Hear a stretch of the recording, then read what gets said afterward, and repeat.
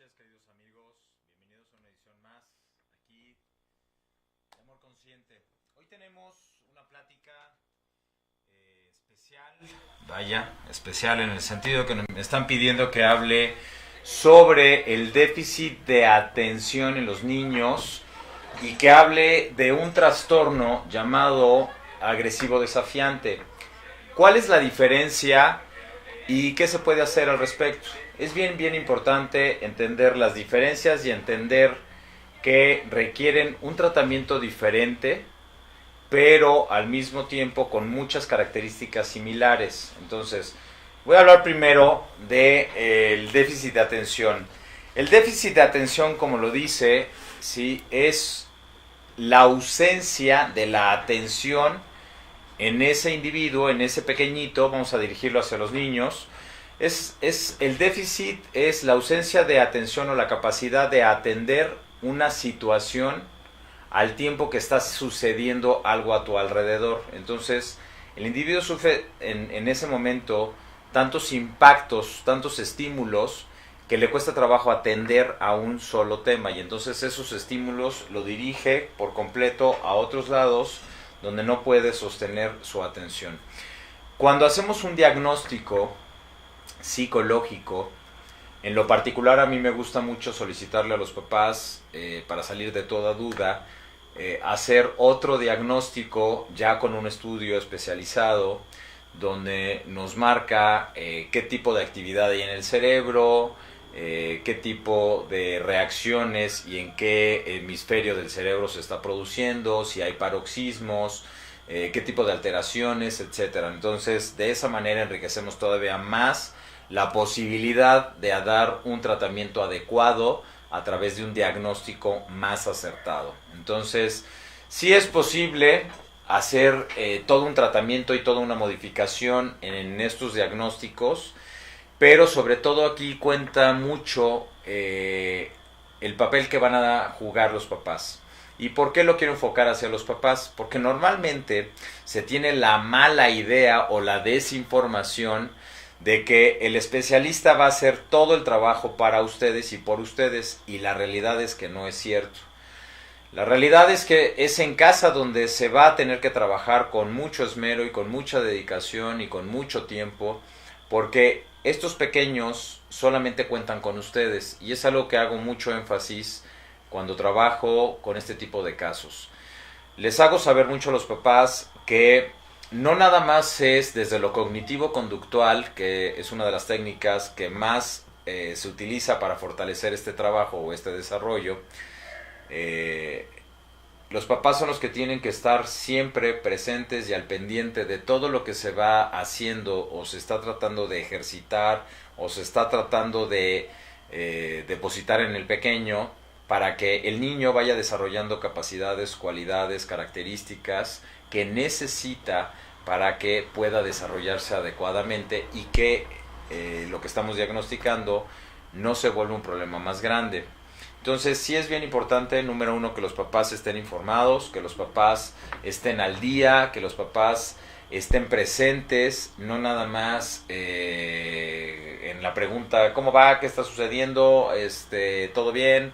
Ellos se van a encargar. No, son los papás los que tienen que estar presentes. ¿Por qué? Pues estos chicos solamente cuentan contigo, cuentan con papá y con mamá, en el mejor de los casos. A veces, desafortunadamente, en estas nuevas estructuras familiares, cuentan con uno de los dos o intermitente uno u otro. Entonces, los papás son los que se tienen que adaptar, son los que tienen que entender, son los que tienen que conocer, son los que tienen que desarrollar y potenciar el conocimiento para saber cómo trabajar, abordar, estar con un pequeño, con su hijo, con este tipo de características. Ahora, es bien importante entender que hoy día hemos evolucionado muchísimo en las técnicas, en los tratamientos, cuando se diagnostica de esta manera a un individuo, a un pequeño, cuando se diagnostica, incluso cuando llegamos a diagnosticar adolescentes de 17 años, jovencitas de 19 años que habían sido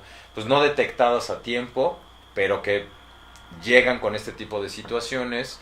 Sí es posible sacarlos adelante, sí es posible que el tratamiento sea un método efectivo y sobre todo regulador de la conducta y de las acciones que normalmente lo vienen limitando.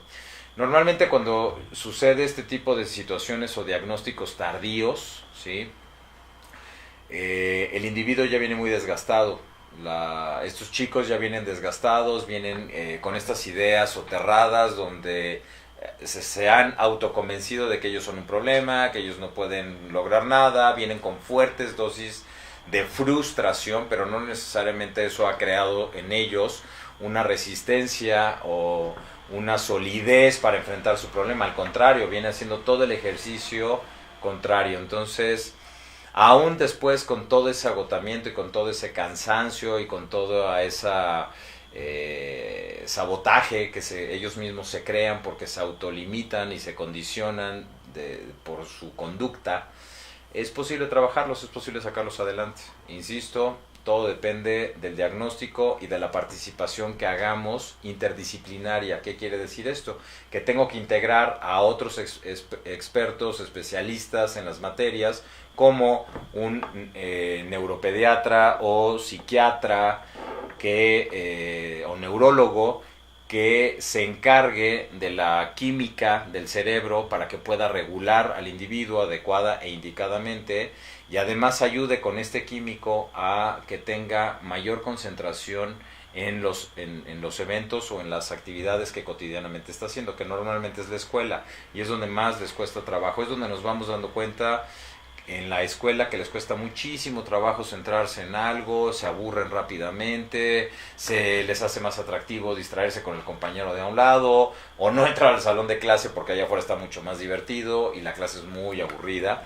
Entonces, desafortunadamente, al no ser diagnosticados adecuadamente, esto se va acrecentando y se va en una espiral, ¿sí? Y en una espiral descendente, donde la frustración, el cansancio, el hartazgo se hace presente. Ahora, si lo vemos desde el lado de los niños, sí es bien importante que no hagamos un estereotipo de ellos y que por nuestro cansancio, por nuestro hartazgo como papás, muchas veces incurrimos en acciones negativas que fortalecen incluso la idea en el pequeño de que él es un problema, de que no hace nada bien, de que es un niño inquieto.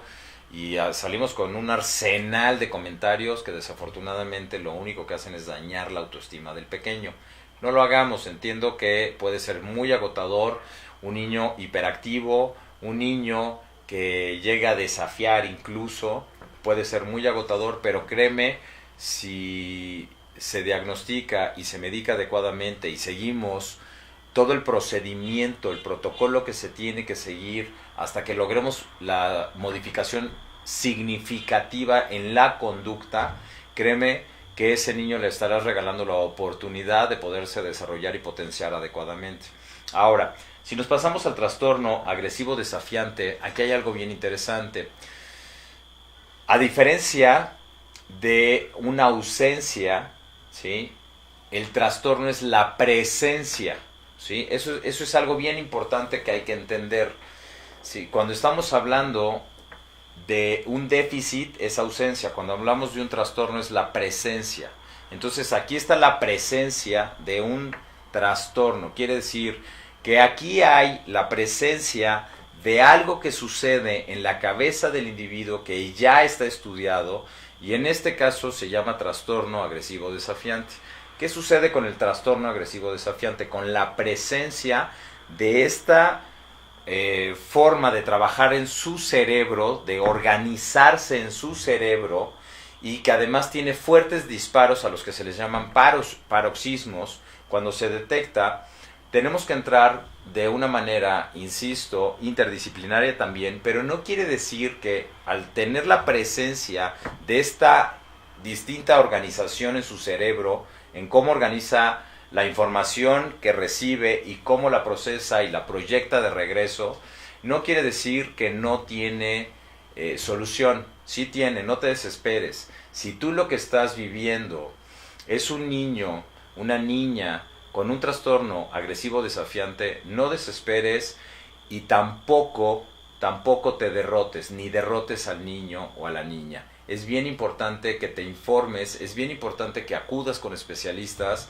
que sepan manejar, que tengan experiencia con el caso o con este tipo de casos, porque vas a ver que sí es posible salir y sacar adelante a estos niños. Es increíble lo que sucede, pero toma tiempo. A diferencia del déficit, toma un poco más de tiempo manejar este tipo de trastornos agresivos desafiantes, pero son tratables, son manejables y en muchos de los casos son recuperables. Entonces, ¿qué necesito hacer? Primero que nada, acudir con un especialista, hacer un adecuado diagnóstico acompañado de un soporte de diagnóstico por psiquiatra, psiquiatra o neuropediatra, perdón. Entonces, a través de estas disciplinas se va a fortalecer el trabajo del psicólogo. Esto tiene que ir forzosamente de la mano, si es necesario. ¿Por qué? Porque hay que regular la estructura de la química y cómo se está irrigando todos estos neurotransmisores que regulan al individuo, lo equilibran, y todos lo tenemos, ¿eh? Todos tenemos esta química que regula nuestra actividad cotidiana, desde lo autónomo, cómo funciona el corazón, los riñones, porque funcionamos de manera automática. El cerebro, esa es su función natural y primaria. Sus funciones secundarias es todo lo que elaboramos a través del pensamiento y los procesos que tenemos del pensamiento, etcétera, etcétera, etcétera. Entonces, todo esto tiene que ser entendido, estudiado, y además tiene que llevarse de otra manera en la práctica con el paciente y con los papás. Se les tiene que orientar específicamente con estos niños desde cómo dar contención en el momento de una crisis, qué hacer en el momento de la provocación, qué hacer en el momento ya del acto, cuando la agresión se manifiesta verbal o físicamente, etcétera. Entonces, son N cantidad de situaciones las que se tienen que cubrir, N cantidad de acciones que se tienen que aprender y emprender, y estar de la mano, insisto, interdisciplinariamente y todos comunicados para que podamos hacer un adecuado trabajo con el paciente, con los papás, y le demos la oportunidad a estos pequeños de poderse integrar adecuadamente en la sociedad. Normalmente estos chicos son muy lastimados porque en el desconocimiento y desafortunadamente en la poca cultura que tenemos sobre la tolerancia a este tipo de padecimientos, de enfermedades, desafortunadamente empezamos a etiquetar, empezamos a señalar, no sabemos hablarle adecuadamente a nuestros hijos cuando tienen un compañero que se refiere o se conduce de esta manera, y entonces lo primero que hacemos es alejamos, reportamos, pedimos acciones incorrectas muchas veces. Por favor, es que yo no quiero que mi hijo esté cerca de esta persona porque lo agrede, etcétera, etcétera. Entonces, no somos compasivos desafortunadamente con este tipo de situaciones y muchas veces lastimamos por ignorancia. Entonces, yo te invito a que te informes, yo te invito a que revises si tienes cerca en el colegio de tus hijos a alguien que tiene este padecimiento, y si estás escuchando este programa, has de saber que hay especialistas que se dedican a estos temas específicamente y que sí es probable, posible, el sacarlos adelante.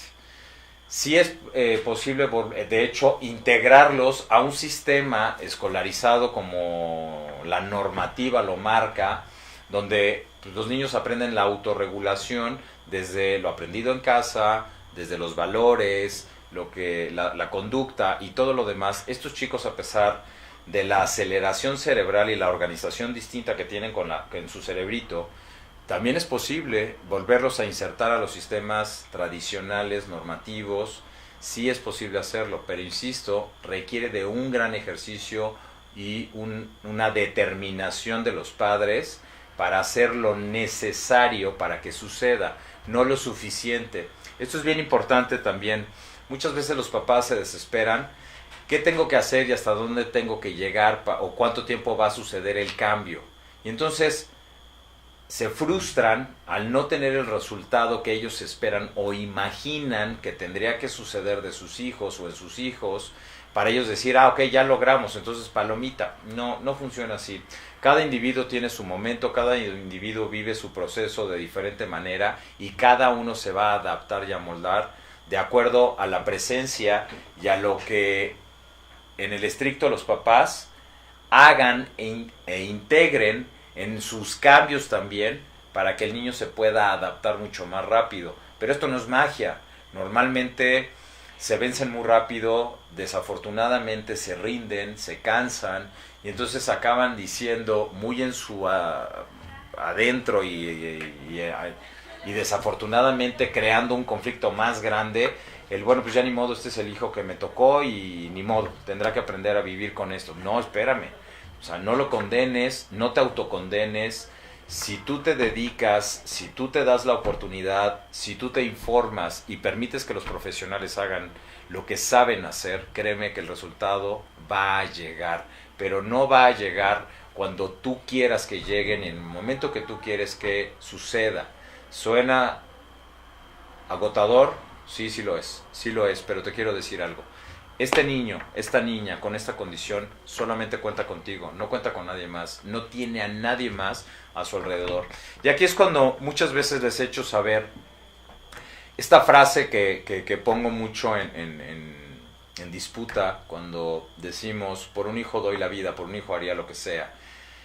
Créeme que eso es uno de los momentos con esta situación que la vida te está poniendo realmente la oportunidad de decir, aquí está tu oportunidad para dar la vida por tu hijo, aquí está la oportunidad en la que tú dices, yo doy la vida por mi hijo. Es tan simple, no tienes que dar la vida, lo que tienes que hacer es ser paciente, lo que tienes que hacer es informarte, lo que tienes que hacer es permitir que tu hijo evolucione con tu cuidado, tu amor, tu protección, tu tolerancia, tu paciencia al tema. No es nada más el llevarlo con el especialista, medicarlo, disciplinarlo, no. Ahora, en estos casos te decía que hay diferencias en el tratamiento, pero hay una estructura base. ¿Cuál es la estructura base? La primera estructura que tiene que aparecer es la función. ¿Cuál es la función que vas a desempeñar tú? ¿Cuál es la función que tiene que crearse en el niño? ¿Y cuál es la función que va a desarrollar el especialista? Cuando hacemos detenidamente la observación de la función de cada uno de los participantes, te vas a dar cuenta entonces hasta dónde llega la función del especialista, hasta dónde empieza la función que te toca a ti y dónde termina, para darle oportunidad a que la función se vaya adaptando en el niño y el niño vaya adaptándose a esa nueva función.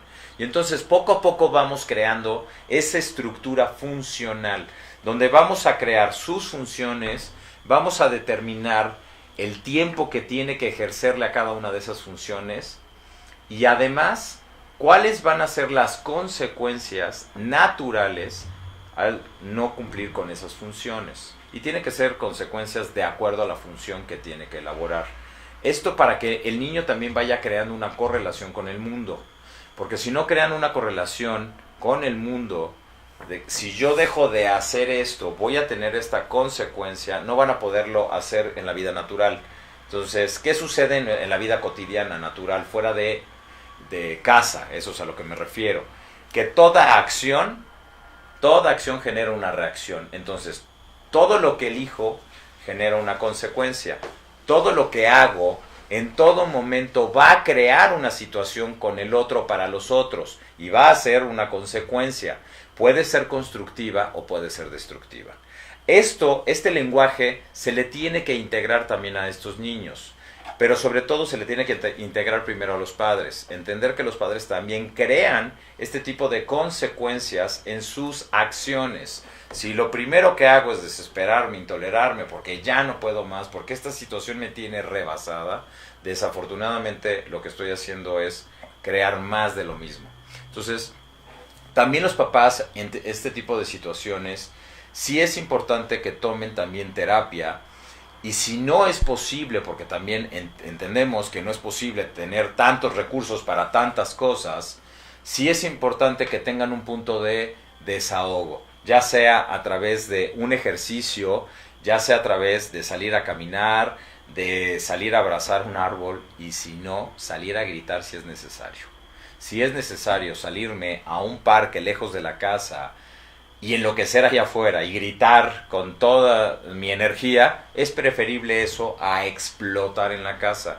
sí tenemos que hacer modificaciones importantes, sí tenemos que hacer modificaciones que le inviten también en el trabajo al individuo, en esta nueva estructura de sus funciones, que no vamos a generar más violencia. ¿Por qué? Porque esa violencia ellos la reciben adecuadamente, fíjate lo que te estoy diciendo, se adecúa a su trastorno, se adecúa a lo que ellos y se moldea a lo que ellos en ese momento interpretan como algo que tienen conocido en su interior. Por eso el desafío se vuelve bien importante. Es desafiante, es agresivo y desafiante, desafía y agrede, se siente agredido y entonces va a aceptar el desafío. Es bien importante que rompamos con esta estructura para implementar la nueva estructura. Con esto no quiero decir que en esta nueva estructura le vamos a enseñar al niño que ya no debe de enojarse, ¿no? Le vamos a enseñar a canalizar esa energía, le vamos a enseñar a canalizar esa fuerza que conocemos como enojo. ¿Cómo vamos a canalizar el enojo? ¿Cómo vamos a manejar este enojo? Vamos a enseñar que esa energía tiene salida adecuadamente. Y entonces vamos a fortalecer la conducta y vamos a fortalecer con el conocimiento de que esta es la salida correcta para esta energía y esta es la salida incorrecta de esta energía. Entonces voy a permitir que el niño también pueda evaluar cuál de las dos salidas de su energía le construye un mundo más satisfactorio, porque va a recibir además el fortalecimiento afectivo de mi parte. Entonces, creo que es bien importante, como te estás dando cuenta, que sepas qué hacer en caso de cada situación, porque tú conoces cómo reacciona tu hija o tu hijo con estas características y cuánta información además necesito saber. ¿Qué otra cosa más importante que dedicarte a tu hijo porque tú lo engendraste, porque tú lo elegiste, tienes que hacer? Pregúntatelo seriamente. Estos niños dependen de ti, dependen de tu tiempo, dependen de tu cariño, tu dedicación y dependen de tu desesperación. Por eso estoy siendo muy enfático. Si tú te desesperas y tú eres la que se rinde, en automático estás rindiendo inconscientemente a este pequeño o a esta pequeña. Por eso me pidieron que hablara de este tema, porque hoy día desafortunadamente estamos viendo cada vez más brotes y cada vez más niños y niñas con este tipo de condiciones que desafortunadamente conviven en un entorno donde todavía no estamos informados y no estamos adecuados ni preparados de cómo trabajar y cómo ayudarlos, cómo integrarnos, cómo como comunidad, como pertenecientes a ese colegio, deberíamos también de hacer una coparticipación y además una participación afectiva y amorosa como comunidad.